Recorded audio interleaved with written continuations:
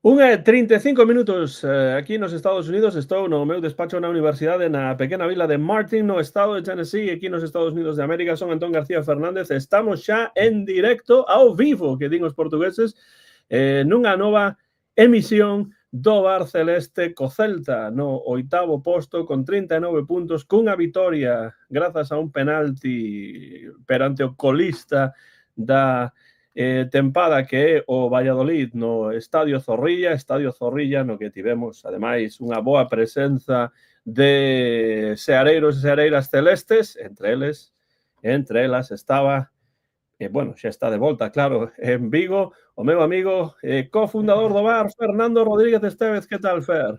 ¿Qué tal, Antón? Un saludo para ti, para todos los seguidores del Bar Celeste. Pues sí, hicimos ahí un viaje express a Valladolid, fue casi un ir y volver, pero bueno, un desplazamiento cómodo y la... Non sei se cortou aí a conexión con Fernando, mentres tentamos, se veía que se cortou. A ver, cal é o problema? Non sei se hai problema ou non. A ver se vai Fernando outra vez. Fernando, Hola, sí, hai Fernando dúas veces. A ver, perdón. Fernando, estás aí? Hola, Preparado? sí, Sí? perdón. Sí, no sé qué pasó, se me cerró el navegador sin hacer nada. Bueno, No sé. dice iso das cousas do directo, pois é certo, cousas do directo, Sí, sí, no, porque no toqué nada, lo Fernando prometo. non está, agora está dúas veces, non, está aquí. Fernando, que estivo en Valladolid, non? Sí, sí, sí, nada, sospecho que tengo un virus desde hace unos días, pero bueno, sí, que fui a Valladolid. Un viaje cómodo, como digo, y la verdad es que muy agradable desde ya el inicio. Pude ver esa luna teñida de rojo en la ida, fue muy bonito. Y bueno, allí Valladolid, pues una zona más fría de la que yo me esperaba, porque pensaba que en marzo ya Valladolid iba a ser una tierra más cálida y en absoluto. En marzo Valladolid sigue siendo un sitio muy frío. Pero bueno, nos calentamos un poco con la victoria. Pois sí, vitoria importante. Falaremos do partido nuns intres. En Madrid temos a nosa boa amiga celtista, Marta Comesaña. Marta, benvida unha vez máis a esta emisión en directo do Bar Celeste. Hola, ¿qué tal, Antón? Boas a todos, hola, Fer. Pois nada, Hola. aquí encantada de estar en Madrid, aínda que isto parece Galicia, porque non para de chover. Leva, non sei, 15 días sen parar de chover. O sea, eu levo aquí vivindo 19 anos casi, e creo que a vez, o sea, non lembro que chovera tantos días seguidos aquí en Madrid, o sea, nunca, ata agora. Así que nada, a morriña é menos coa choiva. Tivemos choiva arreo tamén en Tennessee durante a fin de semana pasada, pero con tormentas e todo, pero hoxe temos un día magnífico de sol aquí, así que hai que aproveitalo. E por iso estou na universidade, porque teño xuntanzas, pero hai tempo para falar do Celta. Marta viu o encontro, como tamén o Sí. viu Fernando, aunque Fernando estivo en persoa no Zorrilla, e tamén viu o encontro. Está agora preto de Marín, o noso amigo Martín González. Martín, benvido. Boas, Antón, Fer, Marta. Un ledo de estar por Galicia, efectivamente, escapar da chuvia que mencionaba Marta en Madrid, que xa levamos unhas semaniñas que arredemo. Pero triste de que sexa en semana de parón. Polo menos poderei ver o Fortuna coa familia, parece ser. E nada, encaramos esta reta final da tempada con vitoria. Eu contentiño, xa comentaremos en breves. Bueno, hai que estar contentos sobre todo polo resultado, ese 0-1, gol de penalti, unha actuación de García Verdura da que tamén podemos falar un pouco, pero o Celta xa suma 39 puntos durante a semana. Bueno, antes desta emisión en directo, a semana pasada, tivemos dous vídeos realmente, un no que eu comentaba, un artigo moi interesante e moi ben escrito por Clemente Garrido, un dos xornalistas que escriben do Celta con máis xeito en Vigo, e despois Fernando, que estivo en Valladolid, tamén fixo un vídeo coa súa visión do partido. E bueno, o primeiro que hai que comentar é que o Celta volve a gañar fora da casa, pero en circunstancias difíciles. Como vistes vos este encontro? Marta, Martín, e despois Fernando, por suposto, que non vise, escoitase o vídeo de Fernando coas reaccións despois do partido dende Valladolid, pode facelo na canle de YouTube do Debe hacerlo. Celeste. Bueno, Marta, Martín, Fernando, como quedastes despois do partido? Como ledes esta vitoria do Celta 0-1 fora da casa? A ver, pois eu, bueno, moi contenta, como dixo Martín, non? A verdade que le estamos nunha dinámica increíble. Quen nos diría isto fai, non sei, un mes e medio non íamos creer isto. Na verdade, eu polo menos non, vamos. Entón, antes non saía nada e agora sae todo. Sen tampouco facer moitos méritos para que saia adelante, pero bueno, saiu e xa está. E xa está. O que eu penso do partido non me sorprendeu, porque o Celta é verdade que a última vez que participei no VAR, non sei se alguén de vos ou alguén do chat dicía que agora viñan 6 partidos relativamente cómodos ou fáciles con rivais máis debles, non? Pero eu xa dixen que eses rivais ao Celta non se lle dan ben, nunca. A veces xoga moito mellor cos equipos grandes, co Real Madrid, co Atlético de Bilbao, co Atlético de Madrid, que con equipos pequenos que ao final o que fan é trastabillar o partido, esperar atrás, e o Celta é un equipo que non xoga tan ben con os equipos que se pechan moito, no? Que o que acontece con estes equipos que, ademais, no caso do Valladolid, se estaba xogando a vida. Entón, iso ao final tamén enrarece o partido, enrarece o ambiente, enrarece todo, e ao final son partidos moi difíciles de xogar, como vexo. Entón, menos os primeiros 20 minutos que xogamos ben, o resto, pois, eu creo que o Celta se contaxou un pouco do espírito do Valladolid, non? Foi un partido soso, aburrido e feo, que se resolveu cun penalti, como podería ter acabado 0-0 ou incluso ter gañado o Valladolid, non? Xa está, pero bueno, o positivo son os puntos, xa temos 39 prácticamente salvados, o que sexa para mellor, pois benvido sexa, non? Eu, Martín, estou de acordo con Marta. A min gustoume o Celta os primeiros 20 minutos cando domeou, pero sen marcar gol, e despois as cousas foron diluíndose. Como viches ti o partido? Sí, eu estou bastante de acordo con Marta e contigo. Línea continuista respecto ao partido contra o Leganés, nomes propios que se repiten, non? Actuacións destacadas para mí en Alfo, Marcos Alonso, Carreira, sobre todo. Pero bueno, por outra parte, creo que en comparación con, non sei, a época Benítez pode ser iso que dicen os clásicos de que a fortuna favorece as audaces un pouco, en tanto de que, bueno, cando intentas que pasen cosas, que ocorran cousas no partido, é máis fácil que che piten un penalti a favor ou que calla a moneda de cara. Outro día o Chacho Coudet ia gañando 0-2, fixo uns cambios moi defensivos na miña opinión, terminou con empate a domicilio. Quero dicir, polo menos sí que é consistente cos seus principios, Claudio. Bueno, o que dicía Marta, partido feo, partido de gañar con penalti, tivemos non tantas oportunidades claras, lembrame dun testarazo de Borja, pode ser ao final da primeira parte, pouco máis, unha outro tiro de Iago que saiu lampendo o pau, non? Aí, verdade, do pau. Sí, que é curioso, Martín, que o Celta non tirou entre os 3 palos, prácticamente entre os 3 paus, nin unha soa vez no partido. Non, mimetizámonos moito co nivel do rival, pode ser, como di Marta, cando é un rival máis forte como o Atlético nos 2 partidos desta tempada, xogamos moi ben. Cando nos toca un rival a prol máis doado, baixamos o rendemento. Non sei se ten algo que ver co factor psicolóxico. É verdade que esta vez saímos mellor ao campo do que adoitamos, pero iso, despois de 15-20 minutos, volvemos á versión de fora de casa que ven sendo habitual. Pero bueno, ao final, o penalti non pitado, pois foi pitado na segunda parte. Tampouco vexo que sea tremendamente injusto, pero sí que temos un poquinho de sorte e que sigan vendo. Por min non hai ningún problema. No, di Jairo aí que nesta parte da tempada o fútbol bonito queda pro Barça e pro Real Madrid, o importante son os puntos. Eu diría pro Barça e pro Atleti, porque o partido entre Barça e Atleti foi moi interesante e o Madrid realmente non xoga moi ben. Así que eu deixaría o pro Barça e ás veces pro Atlético, porque o Madrid este ano non me está a gustar demasiado. Fernando.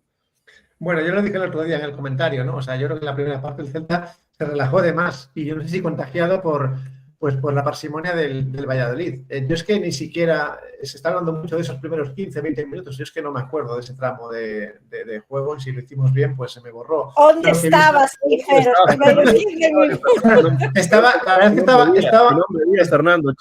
muy lejos, estaba muy lejos y a ras de campo, con lo cual la visión era bastante mala, pero quiero decir que vi una relajación excesiva.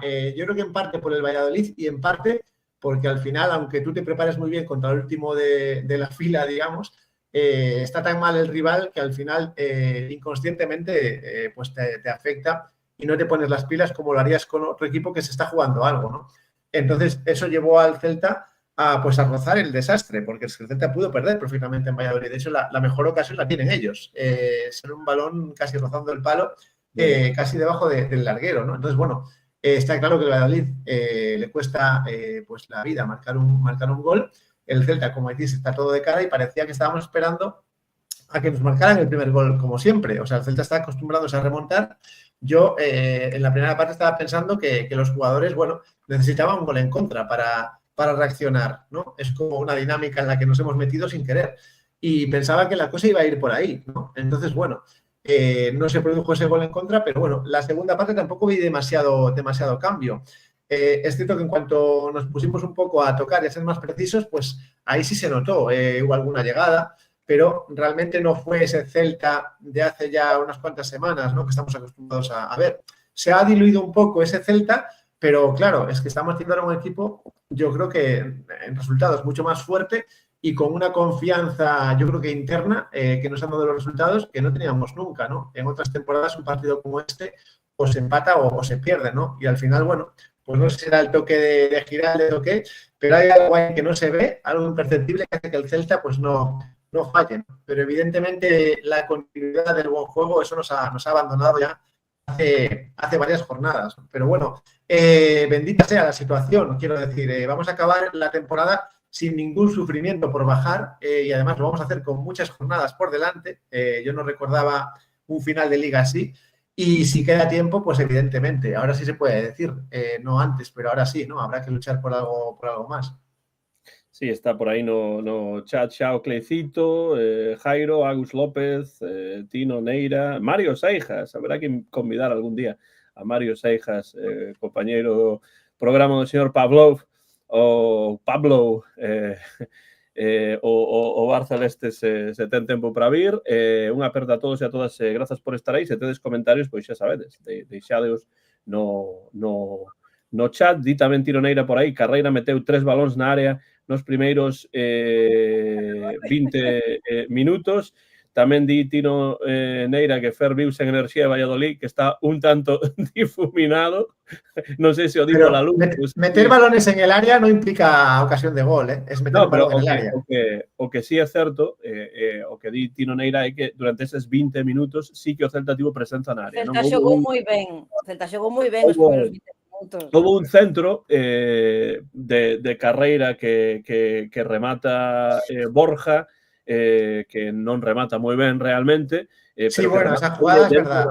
Dentro da área, non? Despois houve tamén un bo disparo de Aspas xunto ao poste. Probablemente esa é a parte na que Fernando non estaba a ver moi ben aínda. Entón, non que era na outra portería. Claro, yo estaba, claro, o sea, es como que, sabes, lo vi así como muy lejano.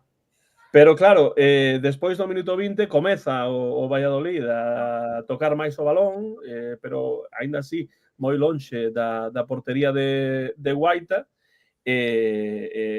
Bueno, o primeiro tiro a porta chega por parte do Valladolid. Penso que as ocasións máis claras tamén chegan por parte do Valladolid despois deses 20 minutos cando se asentaron máis e tiveron un pouco máis o balón, pero finalmente o Celta pois levou os 3 puntos por ese por ese penalti. Eu penso que García Verdura, ante os 17.500 aficionados que había nas bancadas de Zorrilla, fixo unha arbitraxe pois nada positiva, porque no minuto 27, para comezar, xa hai un penalti que para min é clarísimo. Clarísimo.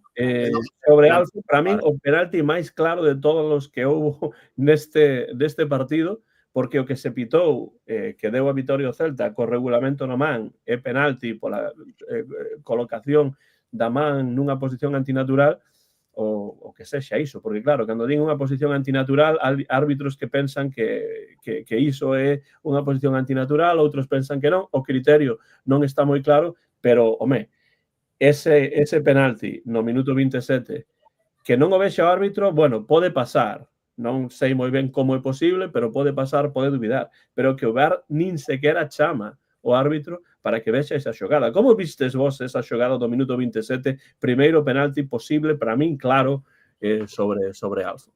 É inexplicable para min o que dicías, Antón, que non entren dende a sala VAR cando é unha ocasión iso clara e manifesta, o error é claro e manifiesto, porque polo menos para min penalti claro, moitísimo máis que o que nos pitaron a favor ao final, pero o piscinazo de Alfo na segunda metade tamén ben pitado, pero nesa ocasión erro clarísimo de García Verdura.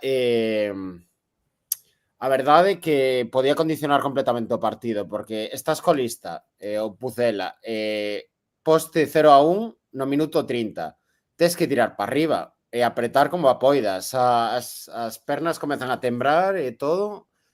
Poderíamos ter visto un guión de partido moi diferente do que vimos no final. Para min condiciona moito e arbitrase bastante nefasta, sinceramente. Marta? Penso que Marta quedou Congelada. E non sei Tanto hablar de Valladolid non me extraña. Nada, o mesmo... Me estades escoitando? Sí, perfecto. Vale. Vale, que non, de acordo con Martín e contigo, Antón, o penalti é clarísimo. De feito, os comentaristas de Dazón dixeron o mesmo, que era un penalti de libro. Vamos, non sei o que... O sea, que o árbitro non o vexa, bueno, pois eu que sei, estaría mirando para outro lado, pero que os VAR non chamen cando, ademais, era unha xogada clara de gol. Estaba aí na frontal da área, xa entrando na área, ia a tirar. Entón, eu penso que sí, que é verdade que ese penalti é máis claro, probablemente, bueno, que o segundo seguro. Que o terceiro non sei. O terceiro, coa norma na man, é penalti. Por moito que lle dé antes no costado, por moito que o que sexa, é penalti. Pero é verdade que con penalti como tal, que derriba o dianteiro, é o primeiro. E ese foi moi claro. Que non o chamen, pois eu que sei, porque un día se chama e outros non. Así. Claro, para min son dous erros importantes. Primeiro, o penalti primeiro que non pita a Alfon, que, por certo, Alfon estivo en prácticamente todos. Sí, llevo xogadas importantes, estaba Alfon por aí polo medio. E despois, hai un penalti que sí pita, pero pita erróneamente, pero eu penso, non sei se estades de acordo, que o cartón amarelo é un pouco exagerado, porque sí que hai toque, pero non un toque como para un penalti. Eu penso que con deixar o penalti sen pitar, xa está. Ese cartón amarelo paréceme un pouco... Yo creo que hay una mala costumbre en el arbitraje español, como tantas otras costumbres, que es sacar amarilla prácticamente con casi todos los penaltis. Es decir, a mí tampoco me parece amarilla el penalti que nos pitan, el que nos da el triunfo. No me parece amarilla. Es decir, está asociado prácticamente siempre el penalti a una amarilla. A mí me parece que hay que dejar un poco de vincular una cosa con otra. O sea, las amarillas tienen que ser realmente merecidas. Y respecto al penalti inicial que se reclama, me extraña mucho también que el VAR no llamase al árbitro, porque el VAR está para jugadas claras y manifiestas. Entiendo que el VAR considera que no es claro y manifiesto ese encontronazo con Alfon. Claro. Entonces, bueno, pues al final es lo que decía Marta. Al final no hay criterio. Esto es según sople el viento. El VAR un día está por llamar, otro día no está. Y seguimos año tras año. Llevamos 7 años, porque este programa también lleva el mismo tiempo, por eso se llama así.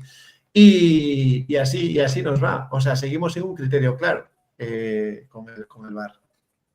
Sí, pero claramente o problema tamén está en como definen eles esta idea de claro, manifesto, ¿no? Porque claro, se un toque claro dun defensa a un dianteiro dentro da área non é unha situación clara e manifesta, a lo menos para que o árbitro vexe a xogada no monitor, que non quere dicir que despois teña que evitar penalti, que esa é outra cuestión. O árbitro pode despois ver a xogada e pensar que non hai suficientes newtons, entón pois non hai que evitar o penalti, pero cando a lo menos que o vexa, ¿no? Que eso é o que eu digo, que non ten sentido. É unha xogada na que o problema é que cando mandan normalmente se vai ao VAR é para pitalo. Sí. O sea, é así, é para que cambie a súa opinión. Porque, claro, sería como, non, vou a quitar a razón aos do VAR. Entón, eu creo que se un árbitro vai ao VAR, vai darlle a razón aos do VAR. Non hai máis. Casi sempre é así. E despois está... Non cambia o criterio do VAR. Sí, sí.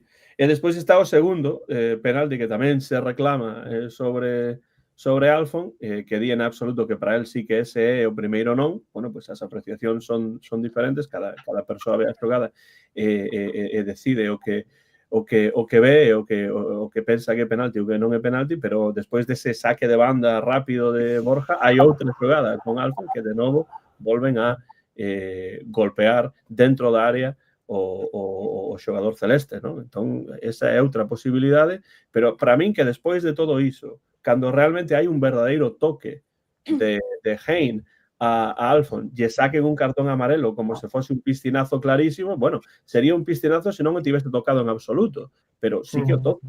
Probablemente nesa xogada, cartón amarelo non me parece. De feito, nesa xogada do suposto piscinazo, non sei, eu teño dúbidas coa outra man do porteiro, que parece que coa perna que queda detrás de Alfon sí que lle engancha. Non está claro. O co brazo non sei moi ben, pero sí que hai unha... Eu non teño moi claro que non lle enganche. Suficiente para tirar del? Non sei. Pero claro, que lle engancha algo, sí. Por eso digo que o cartón amarelo está fora de lugar aí, porque non hai un piscinazo evidente. Que ás veces sí que hai. Entón hai que sacar o cartón, porque tenta enganar. Pero se hai un toque, pois aí xa o cartón non me parece lógico. Como estabades vos o descanso? Pensabades que isto non tiña solución? Agardabades unha resposta diferente do adestrador? Como estabades no que chaman os latinoamericanos o medio tiempo? Eu, a verdade... Ai, sí, perdón, Fer. Eu, a verdade, confiado nun 0 como pasou ao final, pero por pura inercia, por fe a Deus, esa está la dinámica que vimos traendo e pola moi mala sorte que ven tendo o Valladolid. Non o podo achacar a unhas razóns lóxicas, pero sí que confiaba porque temos dinamita na bancada.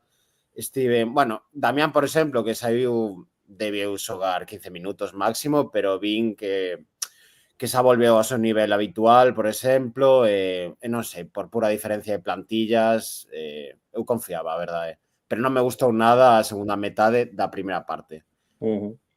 Moi mal e baixando revolucións. Sí, os seguintes 25 minutos despois deses primeiros 20 de moita presenza do Celta, Fer. Bueno, iba a decir que viendo esa relajación de la primera parte que comento, pues hombre, la segunda parte lo mínimo que cabía esperar era que, pues no sé, se reactivaran un poco y volvieran un poco a la vida los jugadores, porque no me gustaba la dinámica que llevaba la situación. Y la segunda parte es verdad que un poco se mejora con esas llegadas, esos penaltis, el que nos pitaron y los que no. Pero claro, lo que digo es que las ocasiones más claras y la más clara la tiene el Valladolid. Entonces, claro, se corrió el riesgo de empatar o de perder este partido. Pero lo que decía al principio, la dinámica nos está llevando a ganar incluso estos partidos.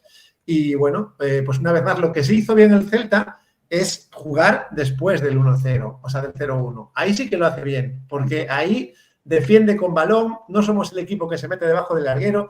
Hemos aprendido, además con un equipo súper joven, que yo siempre lo digo, con la cantera prácticamente no puesta al 100%, pero casi, la madurez de estos jugadores, ayudados evidentemente por Marcos Alonso y compañía, es tremenda, es buenísima. Es decir, se está defendiendo con balón, se está defendiendo lejos de la portería. O sea, esto hace algunos años no pasaba, defendíamos mal, muy atrás y acababa pasando lo de siempre. Por inercia era como que el tablero se inclinaba y al final por inercia pues tanto va Alcántara la Fuente que caía, ¿no? Entonces, eso es un muy buen aprendizaje. Defender un 1-0, como lo hicimos en Valladolid, más allá de esas llegadas, es muy bueno, ¿no? De hecho, se acaba defendiendo en mi zona, donde estábamos los aficionados del Celta, una de las zonas, ¿no? Y ahí ves claramente, pues eso, la buena estrategia defensiva, ¿no? Como se aguanta el balón, se provocan fueras de banda, corners, y ahí murió el partido, ¿no? Entonces, eso sí que fue bueno. Para mí eso fue lo mejor del partido. Lo mejor que hizo el Celta fue ese tramo final, defendiendo el 1-0 ahí, ¿no? Sin sufrir, ¿no? Alejando el sufrimiento. E ainda así, Fernando, a ocasión de Marcos André, que falla clarísima, foi justamente despois do 0-1. É dicir, eu que estes partidos é que o Celta fora da casa segue a ter problemas de fluidez de xogo, porque nos partidos da casa sí que hai maior fluidez na meirande parte dos partidos, o Celta ten o balón, ataca, digo en xeral, haberá partidos que non, pero fora da casa é o contrario, e mesmo nun partido como este, contra un equipo que está claramente desahuciado nestes momentos da tempada, con problemas institucionais, deportivos, de todo tipo, non? O Celta realmente xoga na corda frouxa aí un pouco, non? Con unha situación así. Un partido que se gaña grazas a un penalti sen tirar prácticamente ninguna vez entre os tres paus e despois, claro, o fútbol é o que é, o deporte é o que é, un equipo como Valladolid que claramente nesta tempada é inferior ao Celta, puido empatar ou mesmo marcar algún gol máis. A min segue a preocuparme, pese aos resultados, que aplaudo, estou moi contento cos resultados, evidentemente. Octava posición, 39 puntos, moitísimos máis co ano pasado. Agora que, evidentemente, pues, todos os xornalistas, todo o mundo en Twitter está a comparar este ano con Benítez, un co outro, esta tempada co anterior. Pero o problema, o que sigo eu a pensar, que é a asignatura pendente de Giraldez, é o Celta fora da casa. Eu sigo sen comprender moi ben, pese ás vitorias, que é o que está a ocorrer co Celta fora da casa, porque a min este partido, dende o punto de vista do xogo, non vou dicir que me pareceu infumable, pero pareceu moi pouco fumable, por así dicir. Non sei que pensades vos sobre iso. Que pasa co Celta fora da casa, mesmo nun partido como este, que en principio semellaba que podería ser máis sinxelo, pero non o foi. Falo eu? Se queres, Marta. Non sei, a ver, eu penso que non sei, haberá moitos motivos, vale? Non creo que sexa só cousa de un motivo só. Eu penso que será un pouco psicolóxico, no sentido de que pois ao final eles saben que a asignatura pendente, o Giraldez tamén, que a asignatura pendente deste equipo son os partidos fora de casa. Entón xa se meten nunha dinámica de que van sair fora como que se contaxiando, non sei se pesimismo, se medo, se falta de experiencia, non sei o que, porque o ano pasado, cando Giraldez colleu o equipo, o primeiro partido foi en Sevilla e se gañou. E a imaxen, a excepción do partido do Alavés, me parece que xogamos lá que perdimos 3-0, o resto de partidos fora da casa se perderon algúns, pero se xogou bastante ben. Creo que se gañou en San Mamés tamén, non? Tamén. Non, con Atlético foi en casa. O sea, creo que a imaxen era similar tanto fora como en casa. Cousa que agora non está a acontecer. En casa se está xogando, a imaxen é moito mellor, non? E os partidos se gañan prácticamente todos. Entón, non sei dicirse eso, cual é o problema exacto. Eu penso que pode ser un problema de experiencia misturado con nerviosismo e co psicolóxico de que levan toda a tempada prácticamente sen gañar. Agora que gañaron 2 partidos, non? Pero ata agora os resultados eran malísimos. O que pasa que o Celta agora está nunha dinámica moi boa e que se antes non saía nada, agora sei todo. Eso que din sempre de que o fútbol é un estado de ánimo, pois con este equipo é un exemplo claro.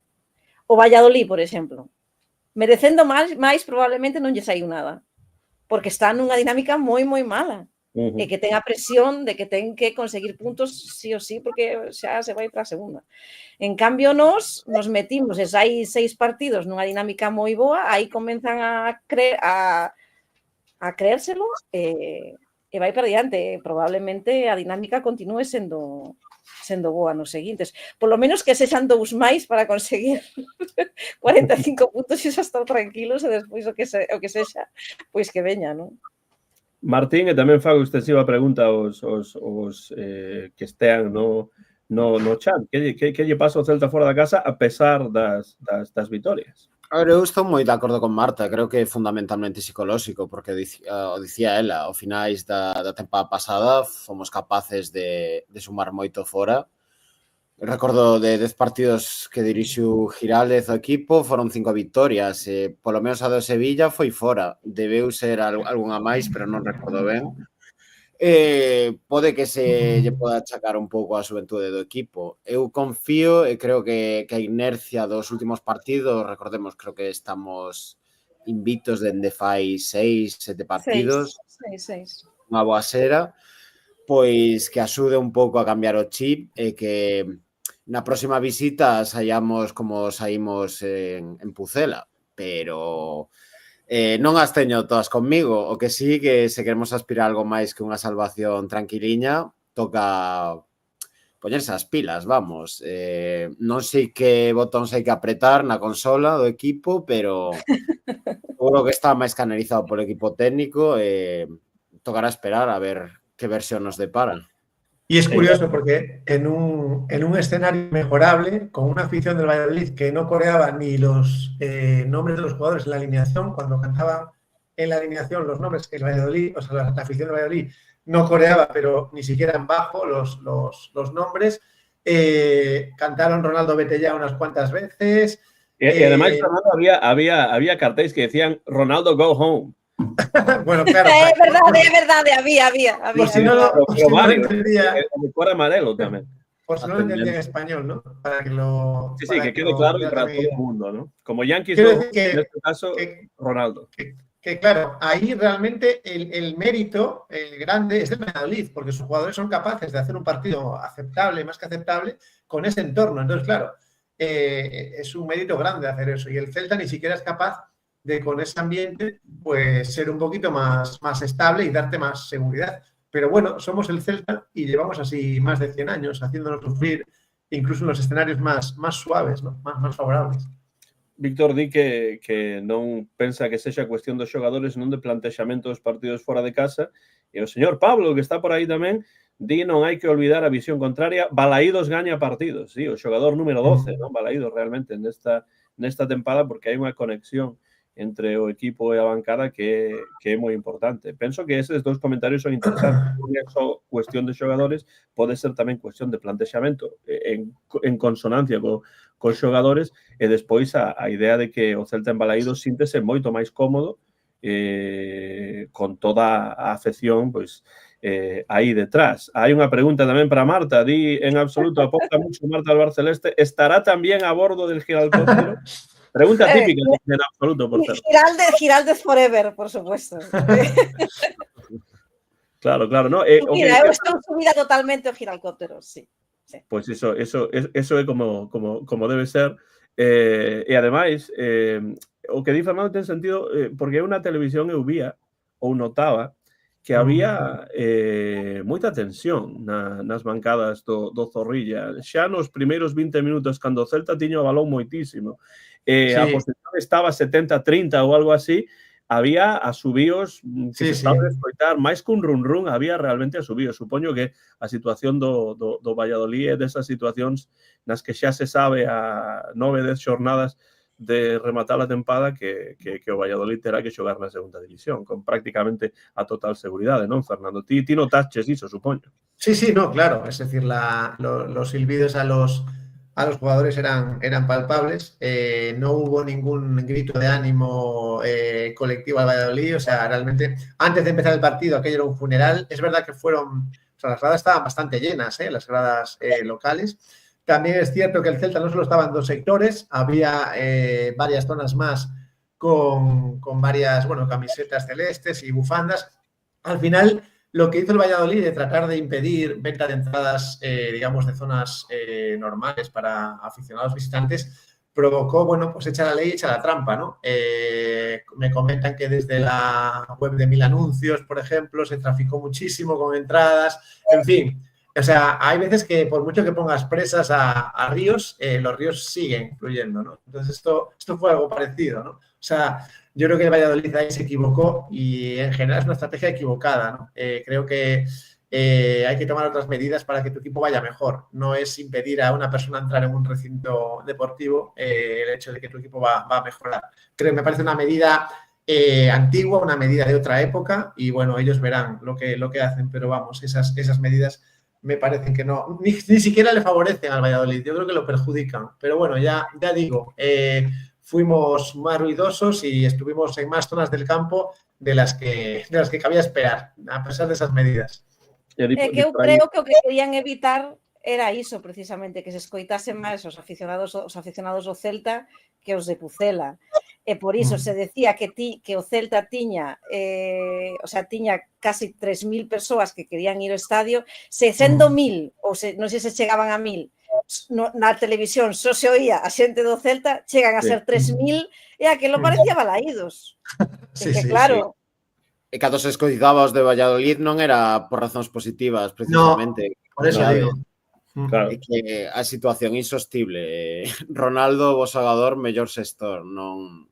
A verdade é que acompaño o sentimento aos seguidores de Pucela, porque sí, pobres.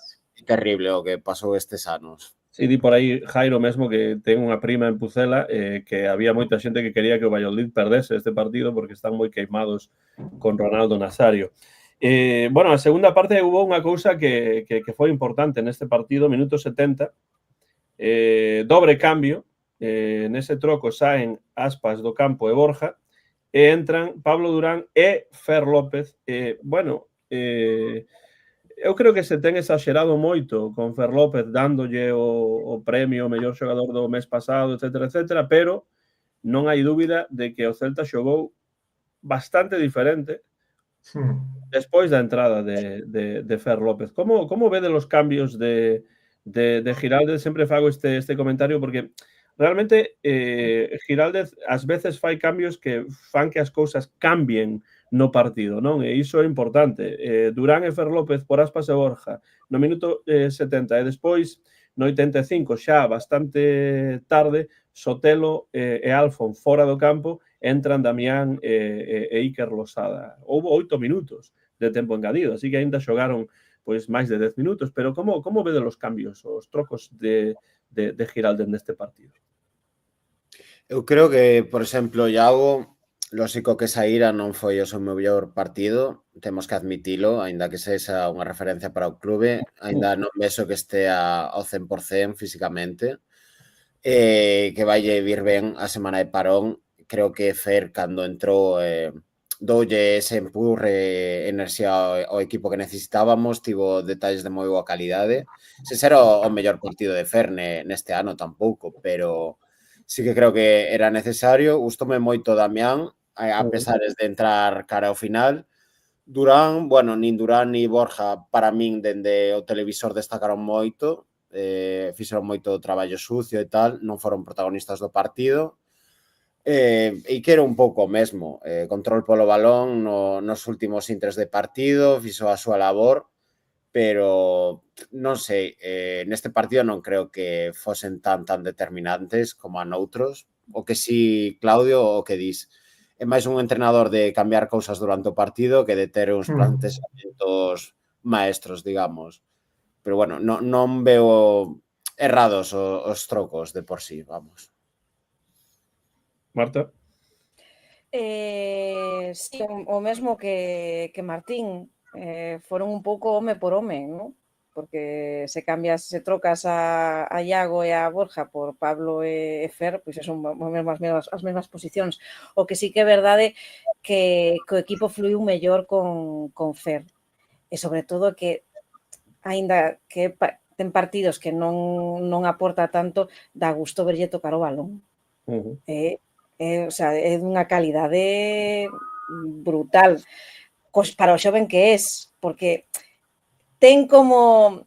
A mí sempre me chama moita atención, por exemplo, non sei se os tendes fixado en como para o balón Óscar Mingueza, que lle ven un pelotazo e o para no pé sen ningún, tamén é dunha elegancia, dun control que parece que xa naceron sabendo xogar o fútbol.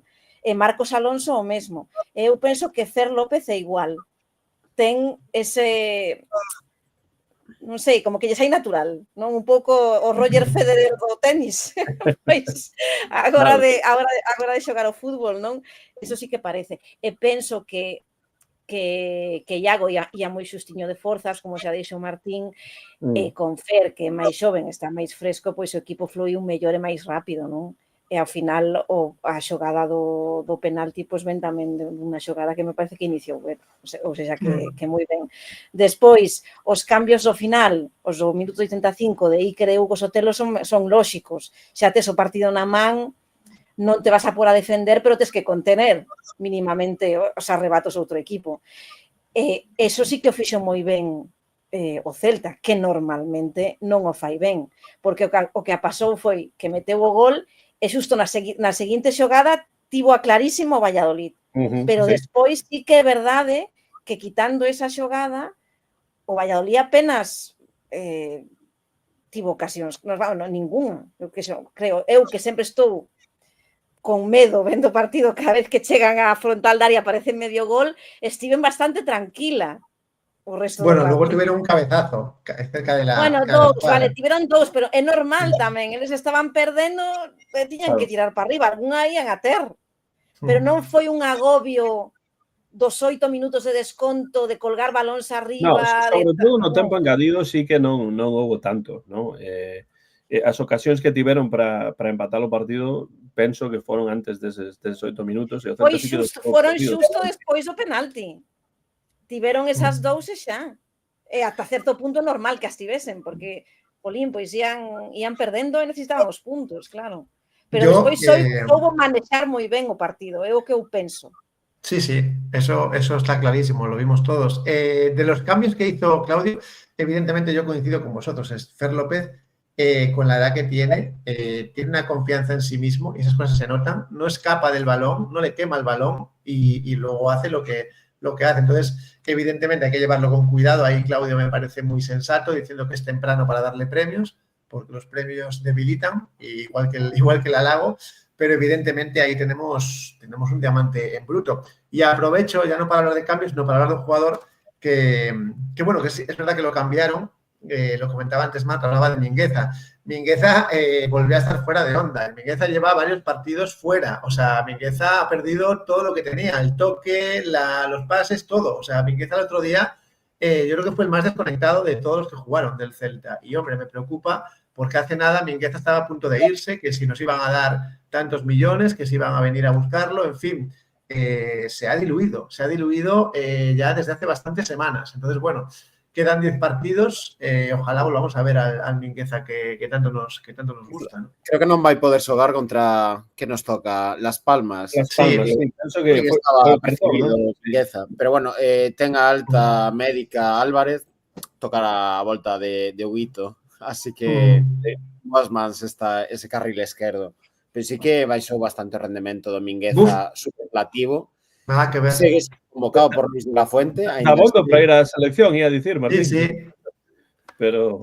Bueno, pero non vai xogar, porque só xoga Pedro Porro, porque Mingueza xoga no Celta e Pedro Porro xoga en Inglaterra. E ya está. Xa está, non hai máis que engadir, é que é verdade. Pregunta por aí, Víctor C, se pensades que o baixón do Celta neste partido, despois dos primeiros 20 e poucos minutos, ten que ver máis con problemas do Celta ou co traballo de Álvaro Rubio, o adestrador do Valladolid, para cambiar as cousas, porque 70-30% de posesión realmente semellaba que o partido estaba a xogarse en Balaídos eses primeiros 20 minutos e non en Pucela, pois non sei que pensades, se o Celta comezou a ter problemas precisamente porque o Valladolid comezou a xogar mellor, ou é que o Celta pois simplemente fora da casa carbura ata que non carbura. Dale, Marta. Eu penso que carbura ata que non carbura. No, a ver, pode ser unha mistura de ambas cousas, non? Porque é verdade que eu penso que o Celta se diluiu pasados 20 minutos. Se parte foi mérito do Valladolid, que igual entrou un pouco frío no partido e despois como que se sacudiu un pouco a presión e foi para adiante porque tamén tiña necesidade, é normal, pode ser, pero eu penso que é máis de mérito do Celta, non sei por qué, que é mérito do Pucela, Sí, yo lo dije antes y vuelvo a reiterarlo, es decir, la relajación fue excesiva. Te puedes relajar un poco, pero a mí la primera parte, más allá de esas jugadas iniciales, me parece de un Celta relajado, que está esperando que va a llegar todo sin hacer nada, que van a llegar los goles sin querer, y no. El Valladolid, como digo, tuvo mucho mérito de jugar en un ambiente al principio que parecía un funeral y después con silbidos y, bueno, y demás cánticos en contra de la directiva. Así que evidentemente es mucho de mérito del Celta, porque el Valladolid con lo que tiene y en la situación en la que está, para mí hizo un partido, vamos, más que aprobado, más que aprobado. Eu penso que ten que ver un pouco coa relaxación do Celta, pero penso que tamén ten que ver co feito de que o Celta non marcou, non? Porque a oportunidade de Borja, o disparo de Aspas, o penalti non pitado, se algo diso tivese entrado, pois, como dicía alguén no chat antes, pois o partido probablemente tería sido diferente, habería máis espazos, etcétera, etcétera, non? Di por aquí en absoluto que se vienen cosas bonitas, eso os lo aseguro. Vamos a disfrutar mucho de ser celestes. Había un comentario anterior de Jairo que di quen nos ia dicir hai uns meses que o Celta xa non dependía tanto ou non depende tanto de don Iago Aspas Juncal. Estades de acordo? Este Celta xa non depende tanto de Iago Aspas ou non? A ver, estamos en proceso, es decir, hay partidos, hombre, yo recuerdo el de la Real Sociedad, ese partido es íntegramente jugado sin Iago Aspas y es de lo mejor que hemos visto esta temporada. Pero estamos, como digo, en proceso porque evidentemente hay partidos que los cambian radicalmente y además los cambian en el tramo final. Hace poco en Balaídos, la entrada de Iago Aspas, vamos, fue un giro radical en el juego y en la sensación. Entonces, estamos en el proceso de, porque no queda otra también, de estar ahora. Yo no diría que de repente, de la noche a la mañana, no, el Celta ya puede vivir sin Iago Aspas, no, de eso nada, para mí no. Eu estou contento porque parece que ao final sí que se está acostumando a non estar triste cando lle toca comezar dende a bancada, vamos, que se lle ve celebrar co resto do equipo, está moldándose un pouco a ese papel non secundario porque iso segue sendo o xogador con máis calidade del 11 do equipo, segue sendo ese compás que, bueno, se Aspas está ben, polo xeral o equipo está ben. Se ele está mal, o equipo non dá tanto rendemento, pero que parece que vai ser unha transición dulce pouco a pouco, como di Fer. Xa facemos bons partidos, que era impensable en temporadas pasadas sen Aspas, pero segue sendo determinante absolutamente. Así que, bueno, a xestión de Claudio do grupo tamén axuda moito a que se tapen as súas carencias entre moitos, pois fan piña os Javi, Damián, Sotelo, Beltrán, etcétera, e logran que deamos boas actuacións corais, vamos. A ver, para min continúa a ser un xogador fundamental. Non só por o que pode aportar no campo, senón como que dá ele como capitán, o sea, non sei, é outra cousa. Se ele está no campo é outra cousa, pero sí que é verdade que estou un pouco de acordo co que dicía Jairo, que non é a dependencia absoluta que tiñamos antes, e menos mal, porque ten a idade que ten. É que iso é moi positivo. Hai que ir asumindo que ten unha idade e que non vai aguantar os 90 minutos todos os partidos e de que vai ter lesións, en fin, entón, eu penso que el tamén o ten claro, que non é eterno. Bueno, xa o dixo moitas veces, non? Que mentras aguante ben, pero que vai chegar un día que non vai aguantar. Entón, é mellor que sexa así unha cousa paulatina a que non sexa dun día para outro, porque entón sí que podría ser traumático, tanto para a xente como para o equipo. Pero, bueno, continúa a ser un pilar fundamental en todo.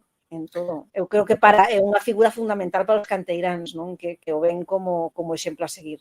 Claro, como di en absoluto, ten razón ti tamén, Marta, que é un exemplo, ademais do que aporta o equipo. Eu que penso que, evidentemente, como todos os grandes xogadores que se retiran, pois o equipo no que se retiran, tendo en conta que neste caso o equipo da súa vida e da súa carreira, pues evidentemente han sufrido, han notado ese cambio, ¿no? Esa idea de que estaba aí Iago e agora xa non vai estar tanto ou xa non vai estar cando se retire e colgue as botas completamente, ¿no? Pero do que se trata é de pues tentar que haxa unha certa continuidade a partir de Iago Aspas. Non vai ser exactamente o mesmo, evidentemente, pero sí que haxa pues un ambiente que permita que esa falta tan importante de Iago pues non se note tanto como se notaría se non houvese ese ambiente, o que quero dicir, porque al final, como dicía Marta tamén, o fútbol tamén é unha cuestión tamén bastante de sentimento, bastante psicolóxica tamén, como a calquera outro deporte, non? Entón, a presenza de Iago non é que gañe partidos simplemente por estar aí, como di en absoluto que tes parte da victoria lograda, pode ser, pero sobre todo pues é un referente, e eses referentes pues están. E cando non están, nótase que non están. Hai que tentar que non se note tanto porque pois a esencia dese xogador continúe de algún xeito viva, ¿no? No equipo despois da súa marcha, non? Eso penso que é importante. Bueno, a proba por o que dicía Fer antes, non? De que coa Real Sociedade non xogou ningún minuto e foi do mellor que vimos. E o día do partido do Betis non xogou. Foi unha remontada increíble. Estaba na banda facendo de entrenador. Sí. casi. Lle metía uns gritos a Guaita, madre mía de mi vida. Típico xogador que pode conseguir ou que pode levar un cartón no campo e fora do campo tamén. No, pode levar un cartón na súa casa tamén, probablemente. Xogando no recreo tamén, seguro que levaba algún. Exactamente. Sí. No, é certo que é unha cuestión tamén psicolóxica. Iso é importante. Di Tino Neira que está de acordo en que non dependemos de Aspas e iso é un mérito de Xiraldez. No xeito no que o escribiu parece que é o Xiraldez do século XX, non? Ex-Xiraldez. En apenas só un ano de adestrador. 21, con la I ya es 21. Un equipo 21, sí, efectivamente. Fixo un equipo con mimbres de casa e que non depende só de un. Entón, isto lembra unha pregunta que alguén deixou nos comentarios aí xa, penso que 2 semanas. Eu penso que é unha pregunta sen resposta, pero ten unha certa graza para vos que seguide o equipo. Se tivesedes que prescindir nesta tempada de Iago Aspas ou de Marcos Alonso, de quen prescindir? Esa pregunta é moi difícil de responder. Eso como preguntar aquí. Es unha pregunta trampa. É unha pregunta moi difícil. É como a mí se me preguntas, prefires todos os discos dos Beatles ou todos os discos de Frank Sinatra? Pues non sei cal dos dous elegiría realmente, porque teñen a mesma importancia para mí. Bueno, yo los Beatles aí. A ver, Fernando di Beatles, por suposto. A ver, que pensades? Non dos Beatles de Frank Sinatra, senón de Marcos Alonso e Iago Aspas. Difícil pregunta. É que Alonso, o comentaba alguén no chat antes, elevou o nivel de Javi e de Starfelt unha barbaridade. Ten un escalón, non estou dicindo que vaya por aí a miña resposta, pero é que é tan difícil de responder. Cando tirou o penalti, eu tiña confianza absoluta, porque el se sabía onde se ia tirar o porteiro, foi con a parsimonia, con a tranquilidade. Non sei, iso é de xogador que xogou Champions, que está acostumado a escenarios de moita tensión e notase moitísimo. É que non sei, cada anseu eleva o nivel da súa liña. Entón, é que sería tirar unha moeda ao aire, basicamente. A ver, penalti ya había tirado uno hace poco, no sé si fue contra el Atlético de Madrid, que le tocó tirar el penalti y la tranquilidad es la misma, o sea, la experiencia... No, contra Atlético foi Iago. Tiró en Copa do Rei, pode ser? Tiró en Liga hace muy poquito. Contra o Real Madrid tirou en Copa do Rei, que non estaba Iago. Hace pouco tirou un penalti, Marcos Alonso. Sí, hace pouco, sí, pero non foi o de Atlético de Madrid, que foi Iago. O Atlético de Madrid non sei agora cual foi. Pues hace menos. Hace menos jornadas, ya nos lo dirán los oyentes, tiró un penalti igual, con la misma tranquilidad. Contra o Girona, Contra el Girona, gracias Jairo. Pues lo que digo, ¿no? Efectivamente se nota mucho ahí la experiencia. Y mira, me voy a mojar con lo de la pregunta famosa. Yo aquí en Quito, pues me quito a Marcos Alonso, me quedo con Iago Aspas. Por todo lo que nos ha dado, implicaría sufrir más en defensa, pero si tengo que elegir, me quedo con Iago. y elimina a Marcos de la ecuación. Luego hablaré de él cuando demos los puntos, pero sí, yo me quedo con Yago. Claro, di aí en absoluto Iago e Marcos, pack indivisible, para ele é innegociable que teñen que estar os dous, pero bueno, é realmente complicado nesta tempada en particular, porque claro, xa Iago Aspas está nos seus últimos intres, no? Da súa carreira, e Marcos Alonso está dunha forma espectacular, e ademais está a aportar moitísimo, non só polo que aporta el, senón por como melloran os xogadores o seu carón, pero tamén é certo que Iago Aspas tamén ten esa dimensión de xogador que mellora os xogadores que ten o seu carón. Entón, non sei se eu poría a Iago Aspas casi como segundo adestrador e mantería... Ya lo es, ¿eh? No lo sabes, pero ya lo es. Alonso no equipo, ¿no? Pero bueno, era simplemente hai que ter en conta outra cousa. A ver, o sea, se pensamos históricamente, ten que ser Iago, porque quedarnos con él, por todo o que dicía Fer, por todo o que nos deu. Marcos só leva uns meses aquí, aínda que é verdade que o compromiso del se ve innegociable tamén. Pero ten unha cousa aquí nesta pregunta, que decía yo que é unha pregunta trampa. Sí, Grazas a quen veu Marcos Alonso en gran parte? Que o dixo Marcos Alonso? Iago. Marta, grazas a quen está o Celta en primeira división para que Marcos Alonso poda tamén, pero que despois fixo, é verdade, pero que despois fixo o traballo de chamalo e dicirlle, oye, ven pa aquí, que aquí vas a estar ben, e tal, porque o que dixo Marcos, chamoume Giraldes, pero o primeiro que me chamou foi Iago. E mo dixo. Entón, aí, pois, aí mérito tamén para Iago, un punto máis para Iago, non? É o director que o convenceu. Sí, hai división entre os ouvintes no chat, e, bueno, era simplemente unha pregunta que me pareceu graciosa e que realmente se me pasara. Vina outro día cando estaba repasando algunhas cousas e dixen, vou traela ao programa hoxe, que, por certo, Iago Aspas segue a ser, hai que dicilo, isto é moi interesante, primeiro na clasificación do MVP 2024-2025 do Barceleste. Despois da xornada 27 temos a Iago Aspas primeiro con 30 puntos, Pablo Durán segundo con 25, terceiro Borja Iglesias con 22, gañou os 5 do partido anterior, Marcos Alonso cuarto con 21, aínda a 9 puntos de Iago Aspas, e Javi Rodríguez con 18, outro xogador moi destacable deste Celta 2024-2025, este Celta de Canteiráns, este Celta de Claudio Giraldez.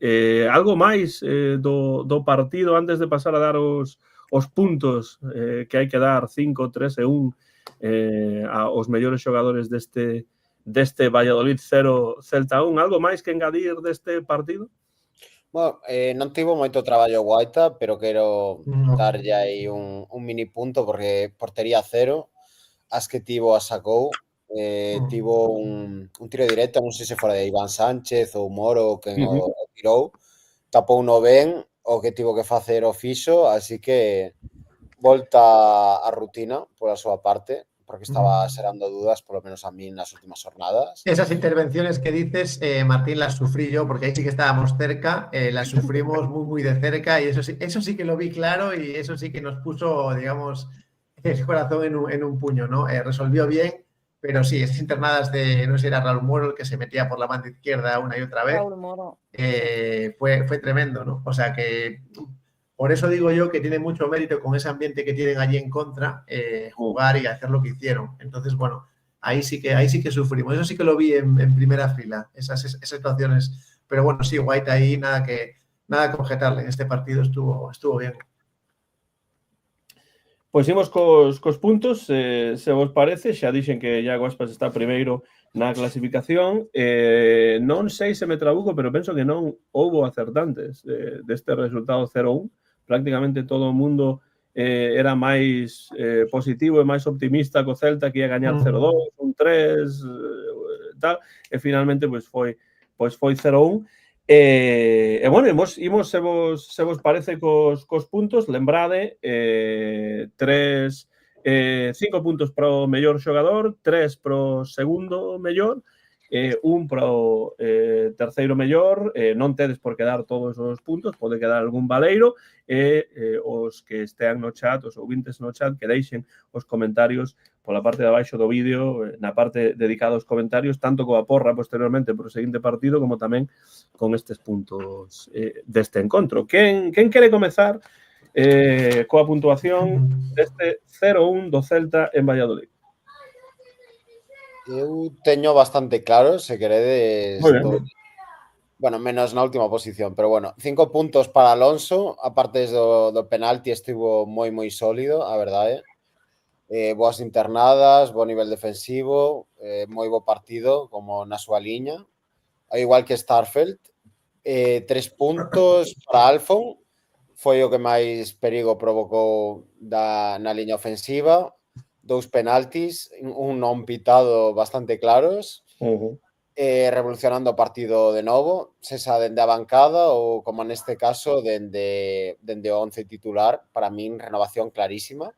Declaracións de onte ou antonte, non sei, dicindo que el quere renovar e vai poñelo todo no campo para seguires aquí.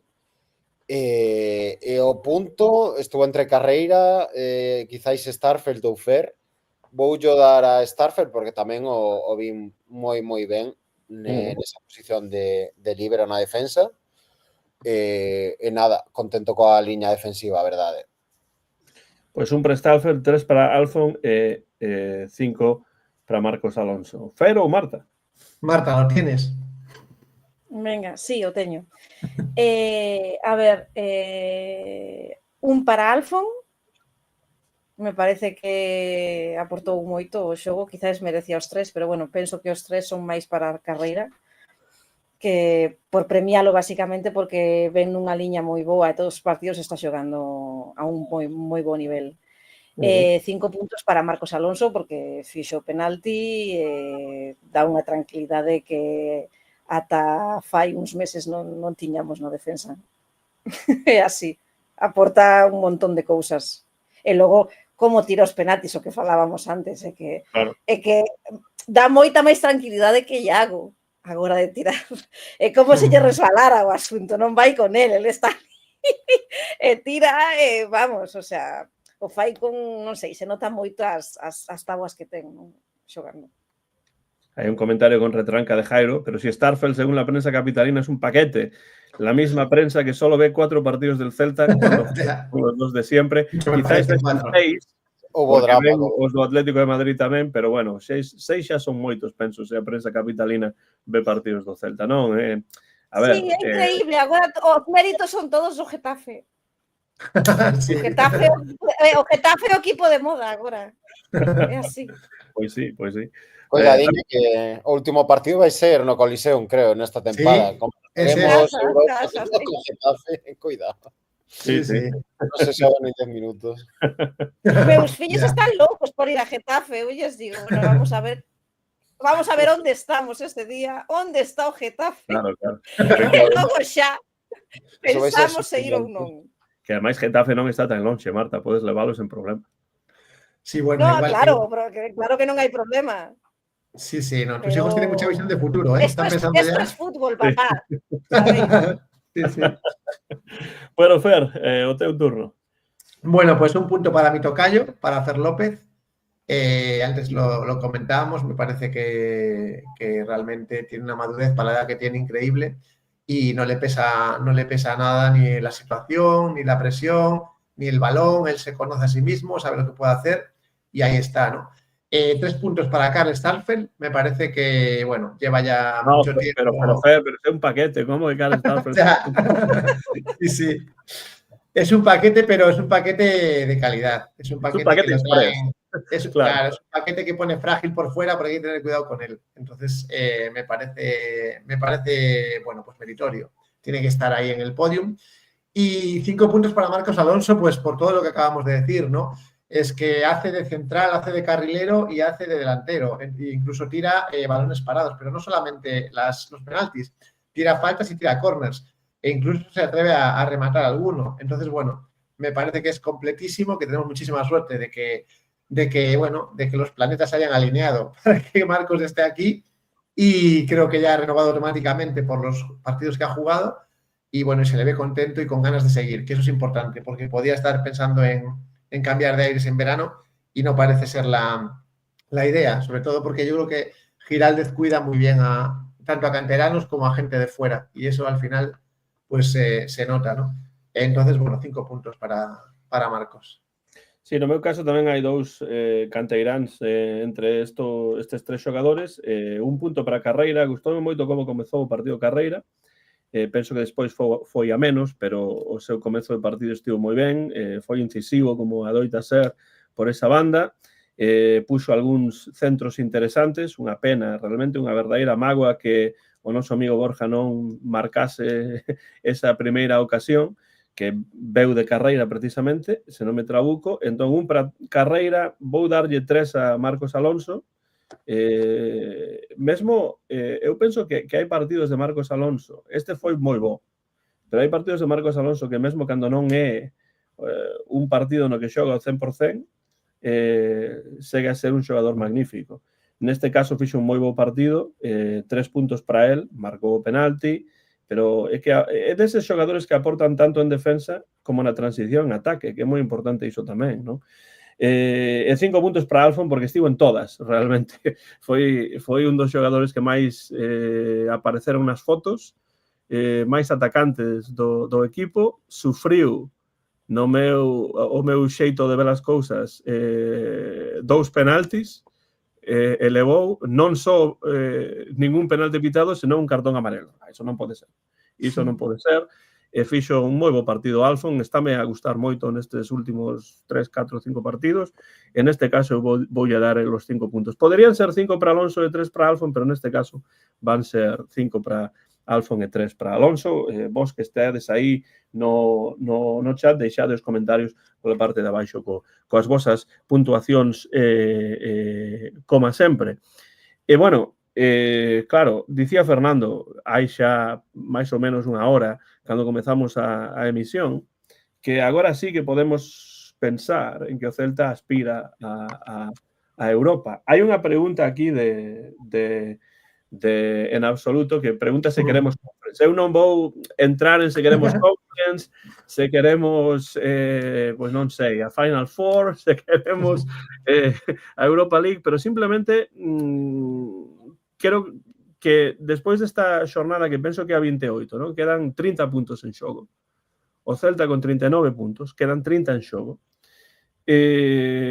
Vos pensades que realmente o Celta ten opcións claras de voltar a competicións europeas ou non? Porque para min sería, obviamente, non un obxectivo, porque o obxectivo do Celta sempre dixemos que é pois manterse sen problemas despois dunhas tempadas complicadas, manterse sen problemas, e iso está prácticamente xa acadado, pero para mí sería verdadeiramente emocionante que o Celta voltase pasear por Europa, agora que ademais hai máis competicións europeas das que había cando a anterior vez, a última vez atado agora, o Celta paseou por Europa. Vedes que este Celta, cun equipo xove, pero un equipo que está empezando a ser traballado, que semella que, aunque ás veces os partidos de fora da casa non sexan bons, as cousas están empezando a sair dende o punto de vista dos resultados, pero que ten bastante claro o que quere facer, o tipo de xogo que quere poñer en práctica, aunque despois non o consiga sempre, pero pensades que o Celta ten realmente neste 24-25 opcións reais ou é máis aínda un soño para un equipo como este? Se finalmente se confirma que o oitavo vai a ir a Conference, penso que sí que hai posibilidades. Pero iso se ten que confirmar aínda. Parece que é moi claro que vai ter que o oitavo vai ir a Conference e finalmente o quinto vai a Champions e a Real Sociedade non gaña a Copa, que non creo que vai a gañar, non? Entón, sí, penso que hai posibilidades, pero sí que é verdade que, bueno, hai que facer aínda moitos puntos e esperar que os que están ao redor tamén fallen. Non sei. Por exemplo, vai ter, se continuamos a boa racha, vai haber aínda enfrentamentos directos, que vai dicir onde vamos a estar. Por exemplo, o Rayo Vallecano está, non sei se empatado a puntos con nós ou un punto menos ou así. Sí. O Getafe se continúa a gañar, tamén se vai a por aí, o último partido con eles. Entón, bueno, vamos a depender de nós mesmos para saber se vamos a poder estar aí ou non. Si o Rayo ten 2 menos co Celta agora, ten 37 e o Celta 39. Vale, pois bueno, está aí. Quen máis anda por aí agora? No, o Betis xa está moi arriba. No, o Betis ten 41, non? O Betis ten 44, o Mallorca 40, o Celta 39. Eso, o Mallorca. O Mallorca tamén está aí. 37, temos que ir a temos que ir a xogar a Mallorca. Sí. O sea, que vai a haber 3 enfrentamentos supostamente directos con rivais que van a estar aí arriba. Se ningún se vai abaixo, non? Entón, vai depender un pouco de nos mesmos, parece. Pero, bueno, a ver, vai ser difícil. Pero, mira, unha vez acadado o obxectivo principal, que era manterse, pois eu penso que sería un premio moi bonito para estes chavales e para Giraldez, que no primeiro ano que el collo equipo, non? E con moita xente, a verdade, cuestionando moito pois a él mesmo e a plantilla e todo, que fosemos a Europa, pois calaría moitas bocas, non? E faría unha ilusión inmensa e xa sabemos o que todos queremos, que Iago se retire levantando un título. Ou a lo menos xogando unha vez máis en Europa, ¿no? Xogando con Como é a canción que cantan os afeccionados? Quero verte voltar a Europa para verte campeón. Pois iso. Pues, aí está. E iso sí que nos gustaría. Eu creo que temos cousas a favor respecto ao que dice Marta, que ese octavo vai a Conference, eu creo que estaremos na loita ata o final. E que, bueno, Claudio é moi derrotar. Algúns son máis fans, outros non, pero eu creo que vai nos axudar a estar con un nivel de enerxía alto nestas últimas jornadas, que todos van a estar enchufados, que todos van a confiar, que chegamos nun momento de tempada na que estamos sumando, non estivemos sumando en outubro ou novembro, que tamén, pero quero dicir, onde estamos máis fortes a nivel de puntaxe é agora, e iso sempre é bo, porque, por exemplo, o Rayo vai en trayectoria descendente un pouco, o Mallorca no 2025 parece que tampouco arranca tanto, gañou outro día, pero vai descendendo un pouco. Eu creo que vamos competir con eles ata o final, dependemos de nós mesmos, como dicía Marta. Betis, Villarreal e Athletic xa descartados, eu creo que van a ser plazas da cuarta a sexta, pero creo que pola sétima e octava plaza perfectamente estaremos ali. Temos partidos asequibles a priori na casa, creo que temos Español, Las Palmas, Real Sociedade, que este ano tan forte, sí, e Rayo. E bueno, fora sí que nos toca ir a Montjuïc e ao Bernabéu, pero bueno, eu confío bastante. Os chavales xa demostraron que valen. A ver, aquí se dan dos situaciones. Una, la capacidad que tiene el Celta para ir a Europa, yo no la dudo. O sea, yo creo que tiene capacidad para ir ya sea Conference o UEFA Europa League. Me parece que la capacidad está más que demostrada en el campo. La otra situación es la capacidad de la directiva de en verano hacer un equipo para varias competiciones. Ahí es donde ya dudo más. ¿Por qué? Primero, el tema económico. Hay una deuda de la que se está hablando constantemente. Y después, que no me creo yo que el Celta planifique un verano realmente para tener una plantilla fuerte y amplia para participar en varias competiciones. O sea, esto puede ser pan para hoy y hambre para mañana. Es decir, que no nos pase lo que nos pasó cuando fuimos a la Champions con Lotina, por ejemplo. Entonces, ¡ay, Fer! ¡No me saquilo, por favor! Pero mira... ¡Eso no se fala! Oye, Marta Celta di, es un caramelo de jugar en Europa, pero un peligro de descenso para el año siguiente. Bueno. ¡Ay, no! Por favor, pues entonces nos quedamos como estamos e xa está. Creo que Fernando falaba de dúas cousas, está a presentar unha delas, non? Eu quero engadir unha cousa a iso, que é que, primeiro, as planificacións deportivas do Celta nos últimos anos non teñen sido unha verdadeira maravilla. Xa sabemos disto porque falamos disto prácticamente todos os anos dende que comezou o VAR. Pero tamén hai que dicir que non penso que Celta fixese unha planificación deportiva este ano pensando que había unha posibilidade de ir a Europa. Simplemente agora se presenta esa posibilidade, entón iso podería facer que se iso se ratifica e o Celta ten opción de competición europea, terían que cambiar un pouco o chip. É dicir, Yo creo, bueno, o Celta é un equipo europeo outra vez, non? Entón, claro, habería o sea, yo creo firmemente en la capacidad de este equipo para clasificarse para Europa, pero vamos, sin ninguna duda, y además siendo el equipo que es, lo joven que es, no creo nada en la capacidad de la directiva para hacer una plantilla que soporte de manera digna 3 competiciones, Europa, Copa del Rey y Liga. No lo creo, además no lo creo por los antecedentes. Entonces, yo no quiero ver un equipo... O ano da Europa League fixemos unha boa... Non Sí, descendimos pero- e chegamos pero- a semifinais. Claro, ¿qué pasó Europa este League. año? En enero. Lo pasó fatal el Celta en enero y en febrero. O sea, fue cuando el Celta tuvo la depresión de resultados, porque se le empezaron a Pois juntar nada, entón domingo, nos quedamos miércoles. como estamos, porque total para sufrir o ano que ven. Hombre, si me haces Luego- una plantilla no acorde a lo que vas a lo que vas a afrontar, desde luego no te clasifiques para Pero Europa. vamos a ver, primeiro alegrémonos, se vamos, e Sí, non sí. nos agobiaremos. Pero yo lo que digo es que la pregunta de Antón me lleva a hablar de esto también. O sea, Claro, quiero decir, É que yo, estás tirando carro antes os bois. no, claro, la No, pregunta no, pero- también va por ahí. No, O sea- pero que hai persoas que pensan o que di Marta, e despois tamén hai persoas que pensan en no que apunta Fer, así que penso que é un debate interesante. Yo digo que Porque si eu haces- non pensaba no comezo da tempada que o Celta tería as posibilidades aí Mira, abertas de chegar a Europa. si el Celta se Mira, clasifica- Fer, ponte nesta situación. Quen nos ia dicir hai un ano que hoxe, un ano despois, o sea, en marzo de 2024, estaríamos falando da posibilidade de ir a Conference no ano que ven. Claro, pero- Vamos, alguén nos di isto e dicimos que está fumado.